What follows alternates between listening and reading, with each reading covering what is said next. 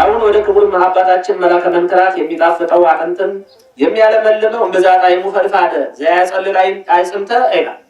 ከጣሙ ብዛት ከወንጌሉ ብዛት ዓለምን ትታችሁ መንኑ የሚለውን ቅዱስ ቃል ለመስማት እግዚአብሔር ሁላችን ይባርካል። የሁላችን ጸሎት እሳቸውን ሊያበረታ ይገባል። ጋን በጠጠር ይደገፋል እንደሚሉ ሁሉ መምህራን ፈተራው ብዙ ነው። ምክንያቱም የወንጌል ስራ አባቶቻችን ሐዋርያት ዛሬ የምንጾመው የሐዋርያት ጾም በመከራ እየዘሩ ነው። ወንጌልን 12 ነው አልጫውን ዓለም ያጣፈጡት አባቶቻችን ሐዋርያት ስልቻ እየወጡ በድንጋይ እየተደበደቡ በመጋዝ እየተታተሩ በሳት እየተቃጠሉ እግራቸውን ለስለት አንገታቸውን ለስለት ሰውነታቸውን ለሳት እግራቸውን ለሰንሰለት እየሰጡ ራበኝ ጠማኝ ሳይሉ አሁን ያለንበት ድረስ የደረሱት አባቶቻችን በክቡር ቤት ተቀምጠው በአልጋ ላይ ተኝተው የላም የጣመ እየበሉ እየጠጡ አይደለም፣ እየተራቡ እየተጠሙ ነው። የእነሱ ራሰር ተከትለው የሚያስተምሩ አባቶቻችንን እግዚአብሔር ይጠብቀልን። በስመ አብ ወወልድ ወመንፈስ ቅዱስ አሐዱ አምላክ አሜን። የተከበሩ አባታችን መላከ ሰላም ዘላለምሰ አባቶች፣ ካህናት፣ ወንድሞች፣ ዲያቆናት፣ መነኮሳት ሁላችሁም የእግዚአብሔር ሰዎች እንደምን አደራችሁ? ክብር እግዚአብሔር ዛሬም ዘወትርም ለዘላለም ስሙ የተመሰገነ ይሁን። ባለፈው ሮብ ከቀጠለው ነው የምንማረው። ይህች የአብርሃም ልጅ ሆና ከ18 ዓመት ጀምሮ ሰይጣን ያሰራት በሰንበት ቀን ከዚህ ስርዓት ልትፈታ አይገባምን አለው። ይህን ቃል የምናገኘው በቅዱስ ሉቃስ ወንጌል ምዕራፍ 13 ቁጥር 10 ላይ ያለ ትምህርት ነው። መድኃኒታችን ኢየሱስ ክርስቶስ በጉዞው በሚያስተምርበትና በሚያድንበት ጊዜ በምኩራብ ቁጭ ብላ ቃሉን ትሰማ የነበረ ካለው ምዕመናን ጋራ እየተካፈለች በነበረበት ወቅት አንቺ ሴት ብሎ አያትና ነው የሚለው በሚታይ ቦታ ላይ ነበረች። በዚህ ላይ በጎባጣ ቀና ብላ መሄድ የማትችል ምልክቷም ያቺ ጎባጧ እየተባለች ይነገርላት የነበረ ሰው በደከመበት ሁኔታ ላይ ሰዎች መልሰው ለድካም ምክንያት ይሆናሉና መጠሪያዋም ነበረና ጎብጣ መሄድ የማትችል ማለት ቀና ብላ መሄድ የማትችል መራመድ ችግር የሆነባት ቀና ማለት የናፈቃት ምስኪን ሆና ሳለ ቃሉን ትማር ነበር። በቃሉ መሰረት ድምፁንና ቸርነቱን ስራውን ስታደንቅ አያትና ጠራት ነው የሚለው። ይህን ነበረ የተገነዘብነው ባለፈው። ዛሬ የምንመለከተው ልክ መፍወስ ችላ ቀና ብላ ከእስራቷ ተፈታ ስሟ ታሪኳ ተለውጦ መሄድ ስትጀምር የተመለከቱ የምኩራቡ አለቃ ይላል። የምኩራቡ አለቃ እንዴት በዚህ በሰንበት ቀን መታችሁ ትፈወሳላችሁ? ብዙ ቀኖች እኮ አሉ፣ ለምን በዛ ቀን አትመጡም? በዚህ በሰንበት ቀን መፈወስ ጥሩ አይደለም ማለት። የሰንበቱ ባለቤት ጌታው እዛ እያለ ቀና እንዴት አንዳንድ ጊዜ የምናስቀድመውንም አናውቅም። የቱን አስቀድመን የቱን እንደምንይዝ ከየቱ ጋር ተነስተን የቱ ጋር እንደምንቆም ከየት ጀምረን የት ጋር እንደምንጨርስ ለማገናዘብ በቂ ጊዜ የለንም። መንፈሳዊ ግንዛቤን የሚከለክሉ ነገሮች አሁን እዚህ አሉ። የምኩራብ አለቃ ግን ኢየሱስ በሰንበት ስለፈወሰ ተቆጥቶ መለሰና ሕዝቡን ሊሰራባቸው የሚገባ 6 ቀኖች አሉ፣ እንግዲህ በእነሱ መጣችሁ ተፈወሱ እንጂ በሰንበት አይደለም ብሎ ተቆጣ። መፈወሷ አላስደሰተውም። ሁለተኛ ቅድሚያ የሚሰጥበትን ሃይማኖታዊ መንገድ አልተረዳውም። ሶስተኛ ፈዋሹን አላስተዋለውም። አራተኛ ሁለተኛ ሰንበት ክብሩ ምን ማ እንደሆነ ለማገናዘብ ጊዜ አላገኘም። አምስተኛ የኖረበት ባህሪያቶችና ጠባያቶች በራሱ የምኩራቡ አለቃ በራሱ ለሌሎች ምሕረትን በሚያስብ ልብ ውስጥ አይደለም። ሌላው የኢየሱስ ክርስቶስ የመድኃኒታችን የኢየሱስ ክርስቶስን የማዳን ተስፋና ራዕይ በቁጣና በክፉ ዓይን የሚመለከት ነው። በዚህ ዘመን ደግሞ ይሄ ከየት መጣብን የሚል ከየት መጣብን፣ እንዴት በዚህ ዘመን ውስጥ ይሄ ሰው ለምን እኛ በምንኖርበት እኛ ባለንበት እኛ በቆየንበት እኛ በያዝነው ቦታ ላይ በዚህ ዘመን ሰው ሰብስቦ ለምንድን ነው የሚፈውሰው? ለምንድን ነው የሚያድነው? ዘመኑ የኛ፣ ጊዜው የኛ፣ ቦታው የኛ፣ ስፍራው የኛ፣ አገልግሎቱ የኛ። ተቆጣ። ሌላ ጣልቃ የገባበት መሰለው በትውልድ ውስጥ። ሌላው ግን የመጣበት መስሎት ሕይወቱ ውስጥ ምሕረትን ቸርነትንና ማዳንን ማየት የማይፈልግ ተፈጥሯል። እንደ እውነቱ ከሆነ ደግሞ ቀደም ብሎ ነው ቦታውን የያዘው። የመፈወሻው ቦታ፣ የመዳኛው ቦታ፣ የመጸለያውና የመንበርከኪያው ቦታ፣ የሰው ልጅ ሕይወት እግዚአብሔር አምላክ የሚጎበኝበት ቦታ ቀደም ብሎ ነው የያዘው። አንዳንዴ እንዲህ አይነት ችግሮች አሉ። ሰይጣን ይቀድማል። ቀደም ብሎ ያደላድልና በመሀል የሚከሰቱ ነገሮች በሰው ላይ ሆነው እንደገና ተመልሶ ይቆጣል። ለምን? እኛ ባለንበት ዘመን እና በተከበርንበት ቦታ ላይ የበለጠ የሚታይና ሊከበር የሚችል ነገር መስሎ ሲታይ በጣም ይሸማቀቃል፣ ይናደዳል። ስለዚህ እንዲህ አይነት ሰዎች ነበሩ በምኩራቡ ላይ የነበሩ ሰዎች። በእነሱ መሀል ነው እንግዲህ እግዚአብሔር አምላክ ክብር የተገለጠው። እንዲህ የሰው ልጅ መዳን፣ የሰው ልጅ ሕይወት ከጉዳት መፈወስ የማያስገርማቸው ወይም የማያስደንቃቸው ሰዎች ባሉበት እንደውም ጭራሽ ሲሉ ቁጣ ወደሚያነሱበት ሁኔታ ውስጥ የሚያስደርስ የዲያብሎስ አሰራርና ስልት ቀድሞ ቦታ የመያዝ ችሎታው ከዚህ አንጻር ነው የምናየው ማለት ነው። በሌላ በኩል ደግሞ 18 ዓመት ነው የድካም መንፈስ የያዛት። የድካም መንፈስ ስቃይዋ ለምኩራቡ አለቃ ስቃይዋ አይደለም፣ ችግሯ አይደለም፣ መከራው አይደለም። እሱ ብቻ የሚኖረው በዛ ቦታ ላይ መታየት ነው። በመታየት የሚመጣ ደግሞ በረከት የለም። ሌላውን ማየት ነው ከልዑል እግዚአብሔር አምላክ ቤት ውስጥ የሚጠበቅና ሊገለጥ የሚገባው እውነት ይሄ ነው። ሌላውን ማየት ለመታየት ያደረጋቸው ጥረቶች የሚታየውን ሌላውን የሚያየውን እግዚአብሔርን ከልክሎታል። ሌላውን ማየት እግዚአብሔርን ማሳየት፣ ከዛ በላይ ደግሞ እግዚአብሔርን ማሳየት ከቻሉ ደግሞ በሕይወት ውስጥ ወደ ሌሎች በእግዚአብሔር እየተሞላ ስለሚመጣ የውስጥ ችግሮች፣ የአካል ችግሮች የመሳሰሉት ላይ ሁሉ እግዚአብሔር የዲያብሎስን ሰራዊት ጥቃት ይፈጽምበታል። እና እዚህ የምናየው የምኩራብ አለቃ ኢየሱስ በሰንበት ስለፈወሰ ተቆጥቶ ይል። በምን ቀን ስለተፈወሰ? በሰንበት ቀን። ሰንበት ቀደም ሲል በብሉይ ኪዳን ውስጥ ምን መስሪያ ነበረ? ሰንበት በአዲስ ኪዳን ዋዘቢያ ላይ ያለ ሰንበት ነው። ይህ ሰንበት ወደ አዲስ ኪዳን መግቢያ፣ የመድኃኒታችን የኢየሱስ ክርስቶስ ኃይል መግለጫ፣ የተስፋው ቃል ኪዳን ወደ ፍጻሜው መምጫ ማስታወቂያ ነው ሰንበት። እንዲሁም ደግሞ የማዳኑ ጉዞና የቸርነቱ ምስጢር ሰዎች ከስራቸው አርፈው እግዚአብሔርን የሚከታተሉበት ቀን ነው ሰንበት።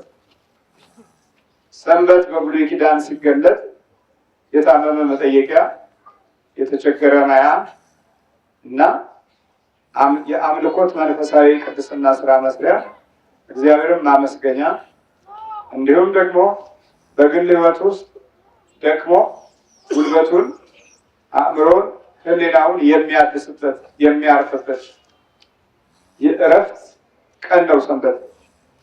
ከዚሁ ጎን ደግሞ የደከሙት፣ የተጨነቁት፣ የተራቡት የሚያርፉበት፣ ሌላ ጠያቂ የሚያገኙበት፣ ሌሎች ጎብኚዎች እና የሚያበረታታ መንፈሳዊ ጉልበት የሚሆን ኃይል የሚያገኙበት ነው ሰንበት። ሰዎች እረፍት ስለሚያገኙ በዚህ እረፍት ውስጥ ችግረኛው ጋር ይካፈላሉ።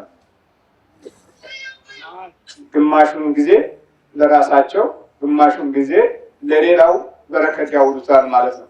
በምን ቀን? በሰንበት።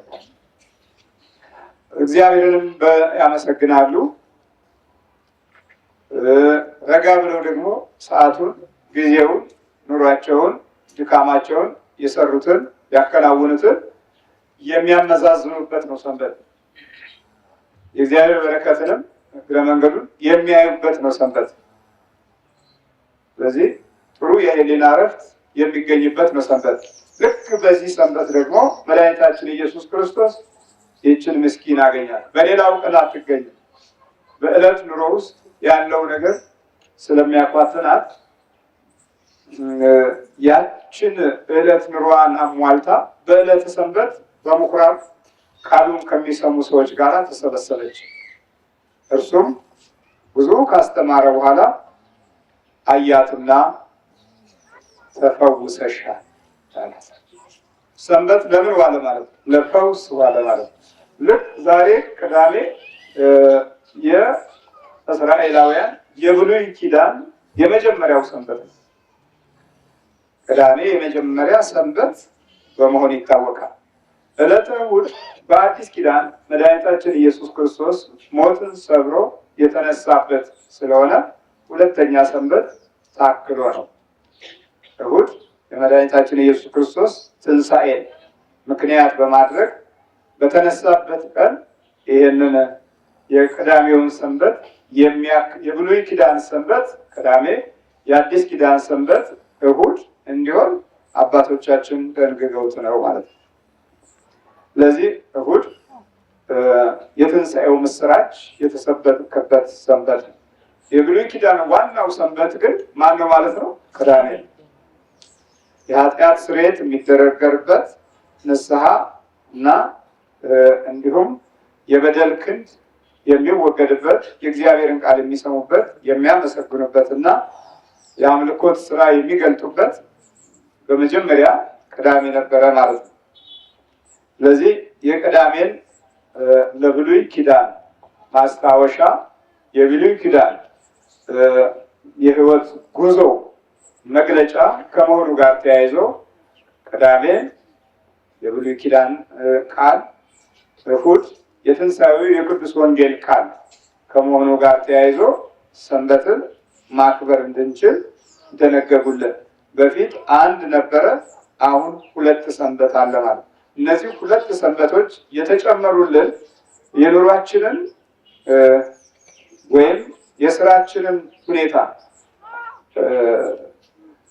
እንዲዳከም ተርፋችን እንዲመለመን ሳይሆን ሁለቱ ሰንበቶች የተጨመሩልን በአዲስ ኪዳን ዘመን እና ወቅት ላይ ያለ ሕዝብ ጥሩ ለማገናዘብም ሆነ ወደፊቱ ራዕዩ ላይ የተመቻቸ ሁኔታ እንደማይጠብቀው ስለሚታወቅ ምናልባት በእነዚህ በሁለቱ ሰንበቶች ውስጥ የወደፊቱን የዲያብሎስን ጦርነት አሸንፎ ጥሩ የግንዛቤ ጊዜያቶችን እንዲያገኝ ጭምር ነበር አባቶቻችን ሁለቱን ሰንበት የደረቡልን ማለት ነው።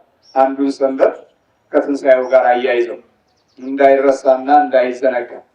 ግን ሁለቱም እንዲህ ተሰጥቶን ሳለ ግንዛቤያችን፣ አካሄዳችን፣ አኗኗራችን የክፉውን መንፈስና ኃይል ወደሚያረካ አቅጣጫ ገብተናል።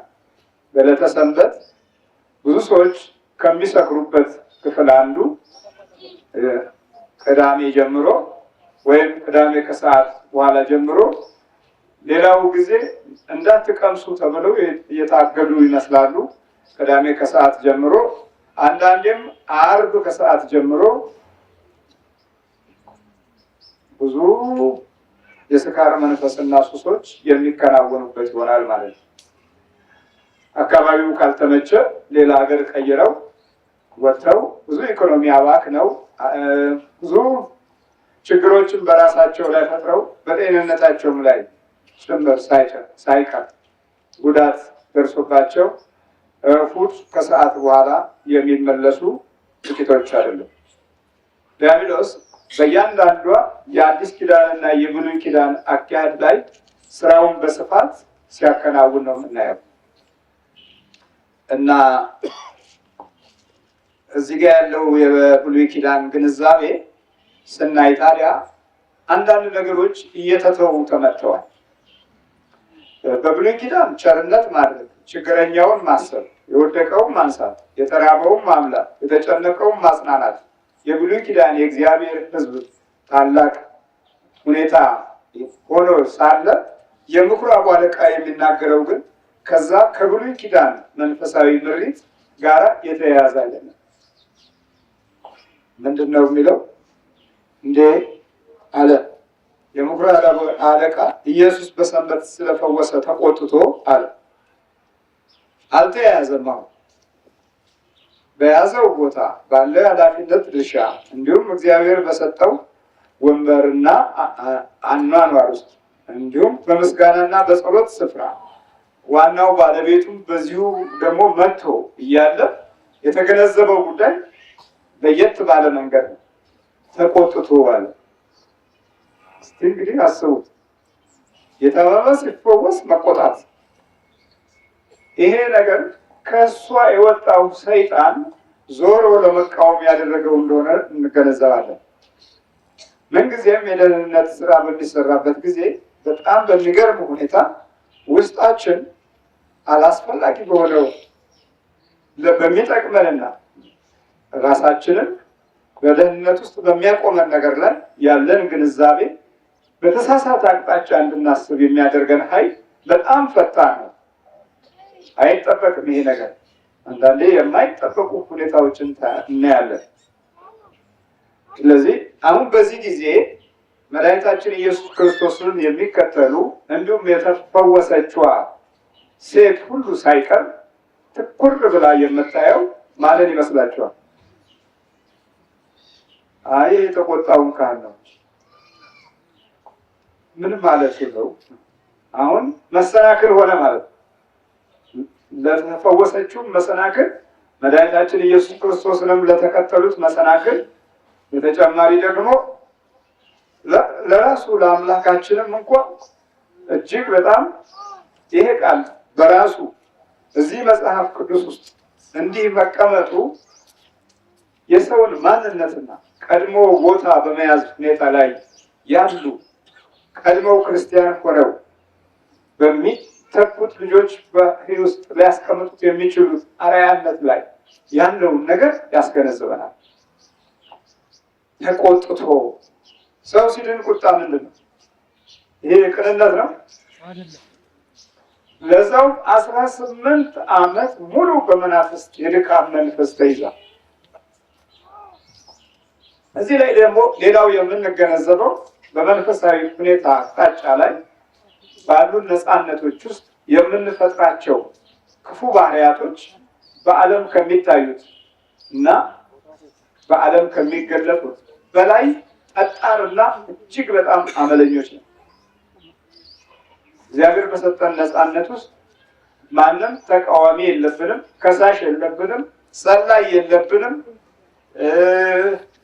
አጉረምራሚ የለብንም። ስለዚህ ቀድመን ከመገኘታችን ጋር ሌላውን ወይም አቻ የሆነውን ነገር ወደኋላ እንዲጎተት ከደህንነት እንዲርቅ እንደ ልባችን ስንናገር በዓለም ላይ ከምንናገረው በከፋ ሁኔታ የምንናገረው በመንፈሳዊ ሁኔታ ላይ እንደ ልባችን ነው የምናወራው። ከሳሽ የለብን ይመስለናል። ሞትና ሕይወት በምላስ እጅ ናቸው ይላል መጽሐፈ ምሳሌ ምዕራፍ 18 ላይ። ሞትና ሕይወት በምላስ እጅ ናቸው። የሚገርም ምሳሌ ነው እና በጣም ተቆጣ። ይሄንን ቁጣ በዘመኑ የነበረው ሄሮድስ ወይም በዘመኑ የነበረው ጲላጦስ ያከናወነው ቢሆን አይቆጡም። ይቆጣሉ? አይቆጡም። ነገሩ ወደዚህ ደህንነት የማሰብና እንዲህ አይነት በረከት ላይ ለመቆም እድሉ የላቸውም። ሆኖም ግን እነዚህ ቢያደርጉት አይቆጡም። የተቆጣው መድኃኒታችን ኢየሱስ ክርስቶስ 18 ዓመት ሙሉ በሰይጣን እስራት የወደቀችውን ሴት ከማንሳቱ ሁኔታ ጋር ነው የተቆጣው። ዛሬ ብዙ በከተማችን ውስጥ ያኮረፉ ጥቂቶች አይደለም። ኩርፊያው ከምን አንጻር ነው ስንል የተመተተባቸው አይ የህይወቴ መከራ እና ጉስቁልናዬን የሚሹ ጠላቶቼ እና የጠላቶቼ መንፈስ ተይዞልኛል ብለው ደስ ይላቸዋል። ግን ከተመተተባቸው የበለጠ ብዙ ክፍል ስናይ የተጎዱት ሳይሆኑ ብዙዎቹ በጎጅነት የተሰማሩት ናቸው። በጣም ብዙዎቹ ለምን? ቢያንስ ሁለት ናቸው። ተጎጂው አንድ ነው። እነዛ ሁለት ናቸው። ከአንድ የቱ ይበልጣል? ሁለት ይበልጣል። እሺ ሁለቱ እነማን ናቸው? አንደኛው መታቹ ነው። ሁለተኛው አስመታችሁ ነው። ስለዚህ ስንት ሆኑ? ሁለት ሆኑ። እንደዚህ ሁለት ከሆነ የሚበዛው የትኛው ነው? መታችና አስመታች ነው አይደል? ወደ ደህንነት የሚመጣው ግን አንድ ነው። ስለዚህ ሁለቱ ቢያወሩ አንዱ ቢያወራ የትኛው ነው የበለጠ የሚሰማው? ሁለቱ ቢያወሩት ነው የበለጠ የሚሰማው። ለምን? ከአንድ በላይ ናቸው እነሱ። ስለዚህ የተመተተበት አንዳንድ ጥቂት ሲሆን መታችና አስመታች ሁለት ናቸው፣ በእጥፍ ናቸው ማለት ነው። ስለዚህ መታችም ይናደዳል፣ አስመታችም ይናደዳል። ለምን? የውድቀት መንፈስ ቢያንስ ሰዎች ላይ ያደረገው የጉስቁልና መንፈስ በቀላሉ እንዲህ መያዙ ለሱም እንደ እፍረት እና እንደ ውርደት ስለሚቆጥረው የተቻለውን ያህል መፍጨርጨር አለበት። ስለዚህ ክፉ ነው የበለጠ በእጥፍ ያለው ማለት ነው። እነዚህ በእጥፍ ያሉ ሰዎች ታዲያ የመተቱበት ሰው ህይወት መጥቶ እዚህ ድኖ ፊቱ አምሮበት አካሉ ተለውጦ እረፍት አግኝቶ በሰላም ትከሻውን ጎል አድርጎ መሄድ ሲጀምር ሁለቱም ይናደዳሉ ማለት ነው። አንድ ለሁለት ማለት ነው። በቃ በመሆኑም ዳነ የሚለው ነገር ላይ ይሸማቀቃሉ፣ ያፍራሉ። ከዛም በላይ ደግሞ አቅማቸው የፈቀደውን ያህል እንደየደረጃቸው ትግል ማድረግ ግዴታ ነው። ከዚህ አንጻር እኛ ብዙዎቹን አስቸጋሪዎች ጊዜያት አልፈናል ማለት ነው። እግዚአብሔር ስሙ የተመሰገነ ይሁን።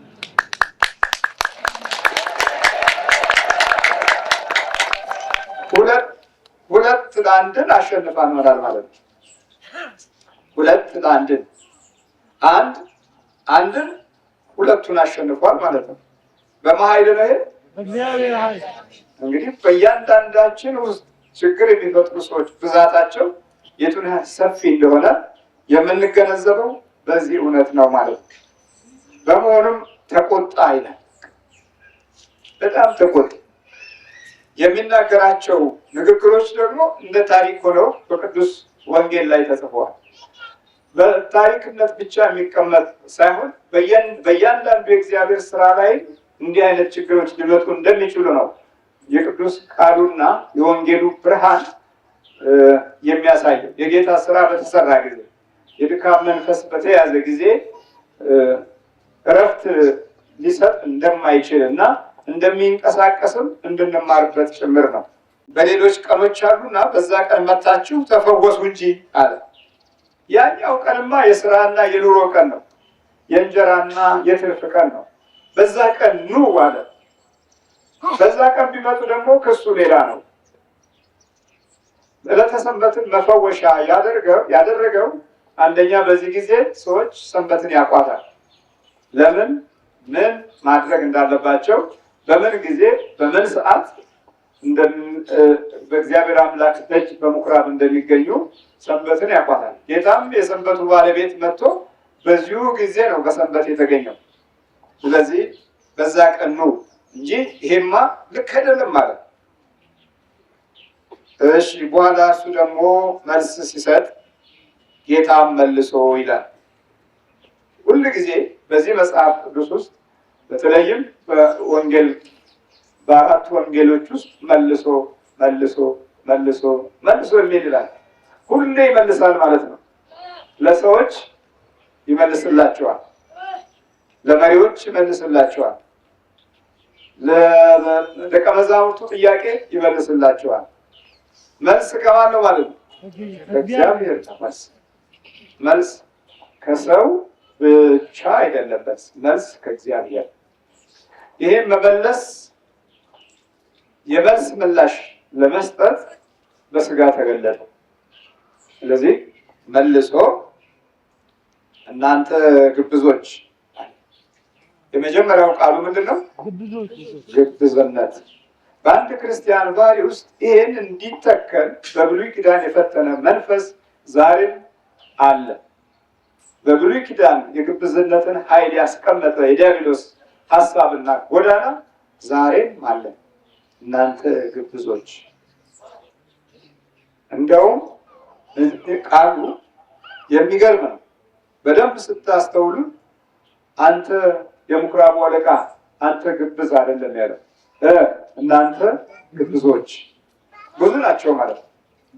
ለብዙዎች ሊናገር የሚችል የአዲስ ኪዳን ኃያል አምላክ በስጋ ተገለጠ። በድካም ውስጥ ያሉትን ድካም የሚመርቅ ሳይሆን በድካም ውስጥ ያለውን ክፉ ነገር ሊያርቅ እና ሊያስወግድ ወይም እንደ ጊዜውና እንደ ትልቅነት ወይም እንደ እድገቱና እንደ ባህሪው ሊያሽሞረምን በስጋ ተገለጠ። የተገለጠው በባህሪ ውስጥ ዘልቆ የገባው በብሉይ ኪዳን ውስጥ መጨረሻው ላይ ርግማን የሆነው የግብዝነትን መንፈስ ለማራቅ ሲል እናንተ ግብዞች ከእናንተ እያንዳንዱ በሰንበት በሬውን ወይስ አህያውን ከግርግሙ ፈቶ ውሃ ሊያጠጣው ይወስደው የለምን አለ። በበሬና በአህያቸው በቤት ንብረቶቻቸው እና እንዲሁም ደግሞ በሚጠቀሙበት እንስሳ መሰለና በሰንበት የታሰረውን ውሃ አታጠጡም ያለ። ሲጠማው ሰንበት ነውና ጾሙን ይዋል ትላላችሁ ወይ? የምትጠቀሙበትን ይሄን ያህል ፈቃድና ጊዜ ሰዓት ከሰጣችሁት በኋላ ምን አለ? ይህችን የአብርሃም ልጅ ሆና ከ18 ዓመት ጀምሮ ሰይጣን ያሰራት በሰንበት ቀን ከዚህ ስርዓት ልትፈታ አይገባምን? የማ ልጅ አላት? የአብርሃም ልጅ። በዛ ምኩራብ ውስጥ እኮ እሷ የምትታወቀው በሰይጣን ልክፍት ታስራ ጎባጣና ቀንታ መሄድ ያልቻለች ናት። ግን እግዚአብሔር ወዴት ወሰዳት መሰላችሁ? የአብርሃም በገንዘብ የማይገዛ ልግዛው እንኳ ቢሉ ብዙ ዋጋ ከፍለው ሊገዙ የሚችሉበት ኃያል የሆነው የአብርሃምን መንፈሳዊ ታሪክና ጉዞ አስታወሰና ኧረ እባካችሁ ይቺ የአብርሃም ልጅ ናት። ለአህያዋ እንኳ ካሰባችሁ ለታሰረው በሬ ውሃ ለማጠጣት ሀሳባችሁን እናቀዳችሁ ከሆነ ለምንድን ነው ይቺ ምስኪን የአብርሃም ልጅ ሆና 18 ዓመት ሙሉ ሰይጣን አስሯት በሰንበት ብትፈታ ምንድን ነው ችግሩ? ማለት ለሰንበትን ምን አደረገው ማለት ነው? የፈውስ ዕለት አለ። ከዚህ ጎዳና አንጻር ሲታይ በብሉይ ኪዳን በሐዲስ ኪዳን መግቢያ ላይ ያለው ሰንበት የብሉይ ኪዳንን በረከት ይዞ ወደ ፈውስ አደገ ማለት ነው። ዕለተ ሰንበት በዕለተ ሰንበት ላይ የፈውስ ምስጢር ተገለጠ። ለአዲስ ኪዳን ነዋሪዎች ዕለተ ሰንበት መፈወሻቸው፣ መጎብኛቸው፣ መዳሰሻቸው፣ መባረኪያቸው እና ጥልቅ የሆነው የእግዚአብሔር ዓይን በውስጣችን ውስጥ ያለውን ጠላት መመልከቻ ሆነ። ምን? ዕለተ ሰንበት። ለሰንበት የሰጠው ፍቅር የማዳን መግለጫ አደረገው። በተጨማሪ ለዚች ዘመን ጊዜ ለጣላት መናፍስት ላሰራት። ይችን ሴት ደግሞ በሚከተሉ ሁኔታ ውስጥ እናያታለን። አንደኛ ዘመን ጊዜዋ ቀና ብሎ በማየት ላይ የተመሰረተ አይደለም። አጎንብሳ ነው የምትሄደው፣ ጎባጣ ናት። ሁለተኛ ሰዎች ሲያቋት በጉብጥና መንገድ የሚያቋት። ክብሯም ከዚሁ አንጻር ከአካሏ ጉድለት አንጻር ዝቅ ያለ ነው። ክብሯ የተወደደ ቢሆን ኖሮ የምኩራቡ አለቃ የተፈወሰች የእግዚአብሔር ክብር መግለጫ ሆነች፣ ነይ ወደዚህ ብሎ ወንበር ሰጥቶ ያስቀምጣት ነበር። የእሷን ውድቀትና ሁኔታ ለማቆየት ሲባል ብቻ ሰንበትን እንደ መክሰሻና እንደ መቆጫ መንገድ አደረገው። እግዚአብሔር ይማረን። ዛሬም እንዲህ አይነት ሁኔታ ውስጥ የገባን ጥቂቶች አይደለም። በሰዎች መዳን እና ጉዞ ውስጥ ማሽሟጠጥ የምንጀምር በሁኔታዎቹ ትርጓሜያችን እንደ ራሳችን ፈቃድና ባህሪ የሆነብን በጣም ብዙዎች ነን እና በኋላ በሰንበት ልትድን አይገባምን አለ እና ልጅ ሆይ ከ18 ዓመት ጀምሮ ሰይጣን ያሰራት በሰንበት ቀን ከዚህ ስራት ልትፈታ አይገባምን አለው። ይህንም ሲናገር ሳለ የተቃወሙት ሁሉ አፈሩ ይላል። ምን ያሉት ሁሉ አፈሩ። የተቃወሙት ሁሉ አፈሩ። ለምን? ስለ ሰንበት፣ ስለ ሰው ልጅ፣ ስለ ምኩራብ አለቃው መልስ የሚሰጠው ራሱ ማን ነው? እግዚአብሔር መልስ ሰጠ። ሁሉንም መልስ ሰጠ። እዛ በኋላ ከእርሱም በተደረገው ድንቅ ነገር ሁሉ ህዝቡ ሁሉ ደስ አላቸው። ደስ ያለው ማን ነው? የምኩራቡ አለቃ። እንግዲያው ደስ ሊለው አይገባም ነበር? እንደውም በደጁ የኖረ እግዚአብሔርን እየጠበቀ የቆየ ለፈውሱና ለበረከቱ ይህን ለማየት እድል የገጠመው በደህንነት መንፈስ የተጠራ ለምስጋናው ኃይል እንዲሆን ቦታውና ስፍራውን የያዘ በቅድስናው ስፍራ የቆየ ደስ ሊለው አይገባም ነበር? ይገባው ነበር። ቀድሞ ለማየት እድል ያገኘ ስትፈታ ሲያይ ደስ ሊለው ይገባ ነበር፣ ግን ተቆጣ። ይሄ የሰው ባህሪ እና የዚህ ዓለም ክፉ መንፈስ ባህሪ የቱን ያህል ለዘመናት አብሮ ከሰው ልጅ ጋር እንደቆየ ያስገነዝበናል። በመንፈሳዊ ስትድን እንዴት ቀና ስትል እንዴት አይገርመውም? እንዴት ደስ አይሉ? ግን ደስ ያላቸው ምዕመናኖች ናቸው። ከህዝቡም በጣም ደስ አላቸው። ያ ግን ምን ሆነ ነው የሚለው? የቁጣው መልስ የሚከተለውን ነገር አፈረ ነው የሚለው። ይህን ሲናገር ሳለ የተቃወሙት ሁሉ አፈሩ አፈሩ። የእሱ ተከታዮች ብዙዎች ነበሩና አፈሩ ይላል። እግዚአብሔር ያሳፍራል። አምላካችን ኃያል ነው። ያሳፍራል። መልስ ሲሰጥ ተንኮለኛው፣ ምቀኛው፣ ሟርተኛው ያፍራል። መጸለይ ስትጀምሩ በህይወታችሁ ላይ ጉዳት የተመኙ ሰዎች ያፍራሉ። መንበርከክ ስትጀምሩ ያፍራሉ። አልፎም ተርፎም ይቃጠላሉ። ውስጣቸው ይቃጠላል። ከቤሩት ባለፈው የመጣች እህታችን ቤሩት ላይ እስከ $60,000 ከዛም በላይ እሷም ማታውቀው ሊሆን ይችላል ብዙ ገንዘቦች እንደሆነ የወሰደባት በዚህ በሎሚ መስተፋቅር መንፈስ አስነክቶ ማለት ነው። እዚህ መንፈሱ ሲሸኝ እሱ እዛ ተይዞ በግፍ ያመጣሁትና የገዛሁት መኪና ነው ብሎ እሷ የምትሰራበት ቢሮ ላይ መኪናውን ጥሎት ዋርድያ ገብቷል።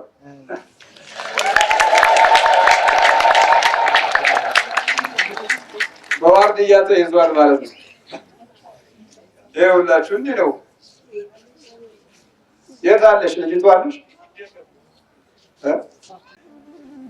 እሷ ራሷ ትናገር